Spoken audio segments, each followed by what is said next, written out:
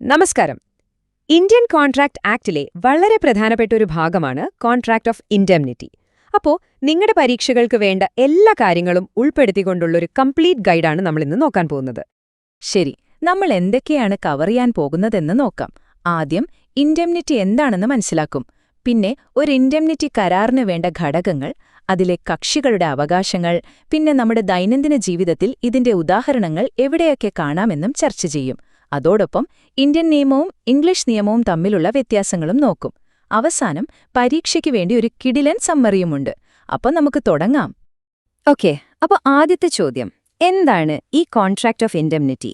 നിയമത്തിൽ ഇതിനെ ഒരു ലീഗൽ ഷീൽഡ് അഥവാ നിയമപരമായ ഒരു കവചം എന്നാണ് പറയുന്നത്. അതെന്തുകൊണ്ടാണെന്ന് നമുക്ക് നോക്കാം.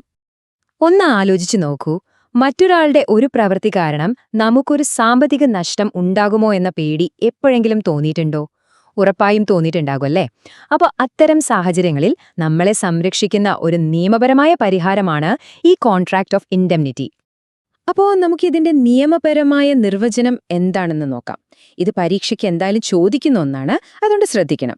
ഇന്ത്യൻ കോൺട്രാക്ട് ആക്ടിലെ സെക്ഷൻ 124 അതിലാണ് ഇതിനെക്കുറിച്ച് പറയുന്നത്. അത് പറയുന്നത് എന്താന്ന് വെച്ചാൽ, ഒരാൾ മറ്റൊരാൾക്കൊരു വാക്ക് കൊടുക്കുകയാണ്. ഒന്നുകിൽ എൻ്റെ ഒരു പ്രവൃത്തി കൊണ്ടോ അല്ലെങ്കിൽ വേറെ ഏതെങ്കിലും ആളുടെ പ്രവൃത്തി കൊണ്ടോ നിങ്ങൾക്ക് എന്തെങ്കിലും നഷ്ടം സംഭവിച്ചാൽ ആ നഷ്ടം ഞാൻ നികത്തി തരാം എന്ന്. അത്രയുള്ളൂ. അതാണ് കോൺട്രാക്ട് ഓഫ് ഇൻഡെംനിറ്റി. ഒരു ഇൻഡെംനിറ്റി കരാറിൽ എപ്പോഴും 2 പാർട്ടികളുണ്ടാകും. ഈ പേരുകൾ പരീക്ഷയ്ക്ക് വളരെ പ്രധാനമാണ്, ഓർത്തുവയ്ക്കണം. ആരാണോ നഷ്ടം നികത്താമെന്ന് വാക്ക് കൊടുക്കുന്നത് ആ വ്യക്തിയെ നമ്മൾ ഇൻഡെംനിഫയർ എന്ന് പറയും. ഇനി ആർക്കാണോ ഈ സംരക്ഷണം കിട്ടുന്നത് ആ വ്യക്തിയാണ് ഇൻഡെംനിറ്റി ഹോൾഡർ അല്ലെങ്കിൽ ഇൻഡെംനിഫൈഡ് എന്നും പറയാറുണ്ട്. അപ്പോൾ ഇൻഡെംനിഫയറും ഇൻഡെംനിറ്റി ഹോൾഡറും ആരാണെന്ന് നമുക്ക് മനസ്സിലായി.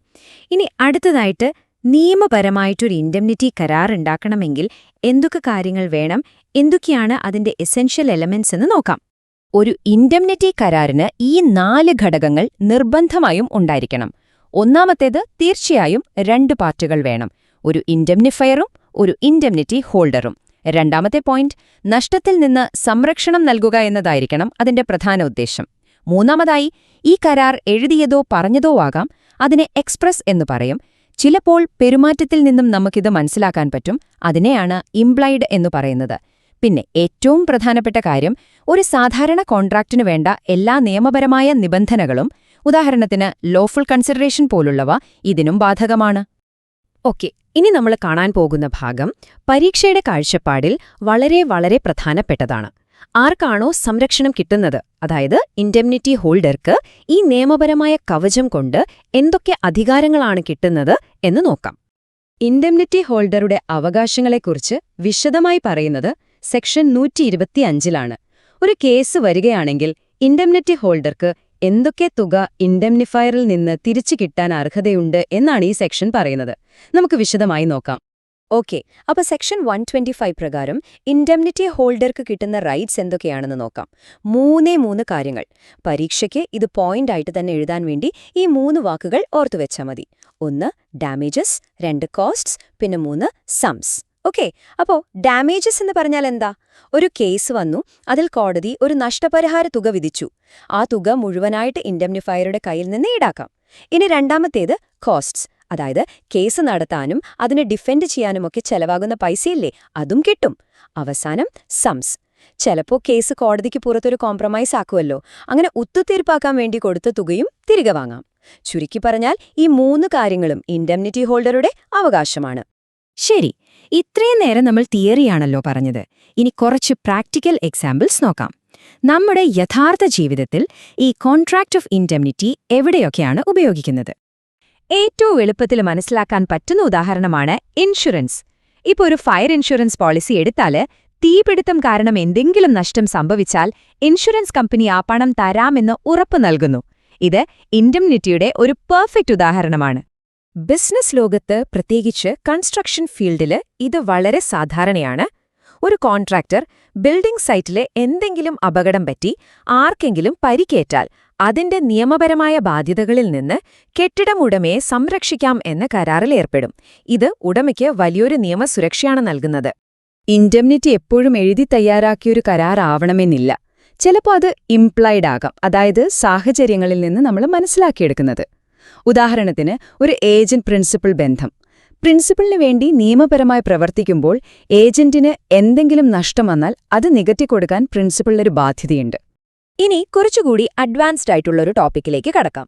ഇത് നിങ്ങളുടെ ഉത്തരങ്ങൾക്ക് ഒരു പ്രത്യേക നിലവാരം നൽകും. ഇൻഡെംനിറ്റിയെക്കുറിച്ചുള്ള ഇന്ത്യൻ നിയമവും ഇംഗ്ലീഷ് നിയമവും തമ്മിൽ ചില പ്രധാന വ്യത്യാസങ്ങളുണ്ട്. അതെന്തൊക്കെയാണെന്ന് നോക്കാം. ഈ ടേബിൾ ശ്രദ്ധിക്കുക.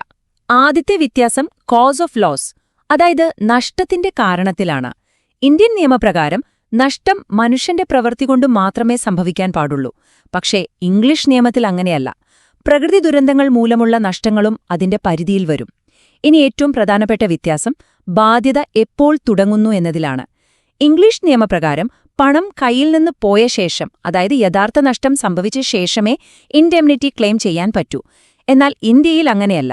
ഗജാനൻ മോരേശ്വർ എന്ന ഒരു സുപ്രധാന കേസുണ്ട്. അതനുസരിച്ച് ഇൻഡെംനിറ്റി ഹോൾഡറുടെ കയ്യിൽ നിന്ന് പണം പോകുന്നതിനു മുൻപ് തന്നെ അയാൾക്കൊരു നിയമപരമായ ബാധ്യത വന്നാൽ പോലും ഇൻഡെംനിഫയറോട് അത് തീർക്കാൻ ആവശ്യപ്പെടാം. ഇത് വളരെ നിർണായകമായ ഒരു പോയിന്റാണ്, ഓർത്തുവെക്കണം. ശരി, അപ്പൊ നമ്മള് ഒരുപാട് കാര്യങ്ങൾ സംസാരിച്ചു.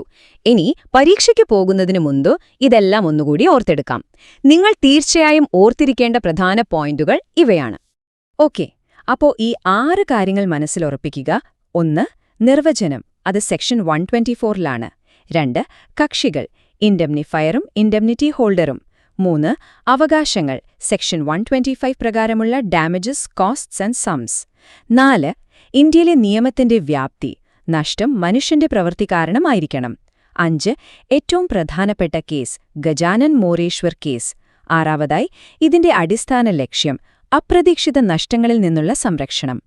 ഈ ചെക്ക് ലിസ്റ്റ് നിങ്ങളുടെ പരീക്ഷയ്ക്ക് ഒരുപാട് ഉപകാരപ്പെടും. അങ്ങനെ കോൺട്രാക്ട് ഓഫ് ഇൻഡെംനിറ്റിയെക്കുറിച്ചുള്ള നമ്മുടെ ഈ വിശകലനം ഇവിടെ പൂർത്തിയാവുകയാണ്. നിങ്ങളുടെ പഠനം തുടരുമ്പോൾ ചിന്തിക്കാനായി ഒരു ചോദ്യം മാത്രം ബാക്കിവെക്കുന്നു. ബിസിനസ് കരാറുകൾക്കപ്പുറം ഇന്നത്തെ ആധുനിക സമൂഹത്തിൽ ഇൻഡെംനിറ്റി എന്ന ഈ ആശയം ഒരു പ്രധാനപ്പെട്ട നിയമ കവചമായി നമുക്ക് എവിടെയൊക്കെ ഉപയോഗിക്കാൻ കഴിയും? കണ്ടതിന് വളരെ നന്ദി.